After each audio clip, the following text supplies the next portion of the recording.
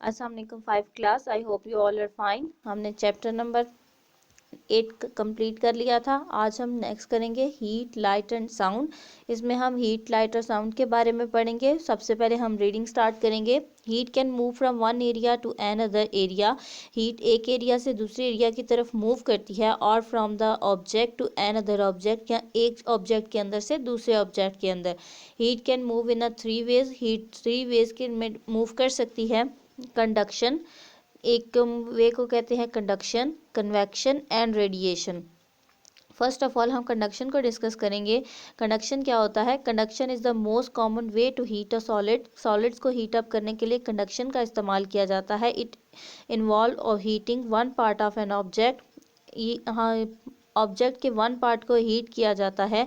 The molecule in that part of the object vibrate. जब उनको heat किया जाता है तो जो मॉलिक्यूल उस पार्ट के अंदर प्रेजेंट होते हैं वो वाइब्रेट करते हैं।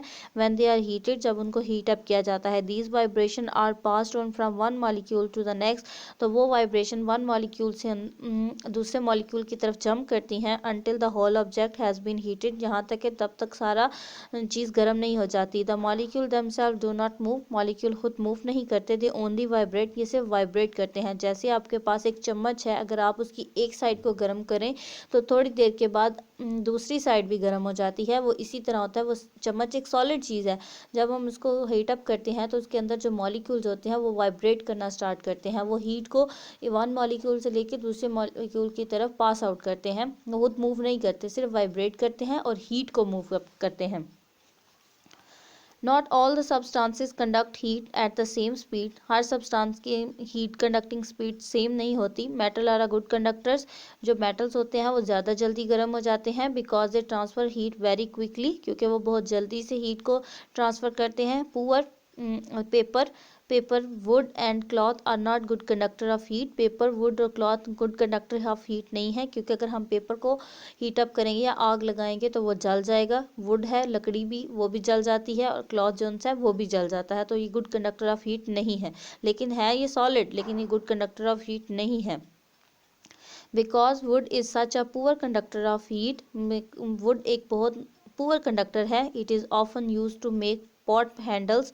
ये सिर्फ जो बर्तन होते हैं उनके हैंडल्स को बनाने के लिए यूज़ किया जाता है, या स्पून्स के बनाने के लिए यूज़ किया जाता है। Would stop the heat being transfer. Would के वजह से जो हीट ट्रांसफ़र का प्रोसेस होता है वो रुक जाता है। From the hot pot to the hand. तो जो हमारे पास जो चम्मच होते हैं जिसके हाथ हम खाना खाते हैं, ये जो खाना बना रही होती है हमारी अम्मियाँ, तो वो जब चम्मच चला रही होती हैं तो वो लकड़ी का चम्मच लेती हैं, क्योंकि हीट उनके अंदर से पास आउट नहीं होती और वो गर्म नहीं होते। नेक्स्ट है हमारे पास, हम इस चैप्टर के वर्ड्स मीनिंग करेंगे। सबसे पहले फर्स्ट वर्ड मीनिंग है आपके पास वाइब्रेट, थरथराना, होल, मुकम्मल, क्विकली, जल्दी से, ऑफन, अक्सर, लाइटर, हल्का, एटमॉस्फेयर, माहौल, रिफ्लेक्शन, अक्स, अक्कर्स, होना, बेंड्स, मुड़ना, फॉर अवे, दूर। So these are your word meaning. Next हमारे पास क्वेश्चन नंबर 1 है। Question number 1 is name the three ways that heat can move from one object to another object.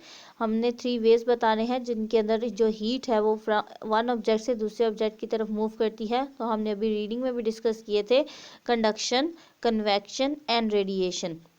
So this is your first question and your word meaning. Write on your notebook and learn these questions. Allah Hafiz.